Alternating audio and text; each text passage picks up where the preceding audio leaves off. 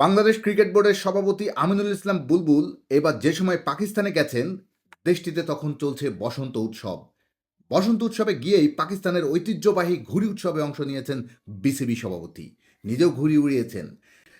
লাহোরে গতকাল ত্রিপক্ষীয় বৈঠকে যোগ দিতেই হঠাৎ করে বুলবুলের পাকিস্তানে যাওয়া। সেই বৈঠকে কতটা জিততে পেরেছে বাংলাদেশ সেটি এখনও আনুষ্ঠানিকভাবে কেউ জানায়নি। তবে গতকাল মধ্যরাতে পিসিবি চেয়ারম্যান মহসিন নাকভি লাহোরের এয়ারপোর্টে যেভাবে বিদায় জানিয়েছেন হাসি মুখে বুলবুলকে, সেখানে বলেই দিচ্ছিল বৈঠকটা তাদের বৃথা যায়নি। লাহোরের এই ত্রিমুখী বৈঠকে যোগ দিতে অনেকটা তাড়াহুড়া করেই পাকিস্তানে গিয়েছেন বুলবুল। ভারত পাকিস্তান ম্যাচের বয়কটের ইস্যুর সঙ্গে জড়িয়ে আছে বাংলাদেশও।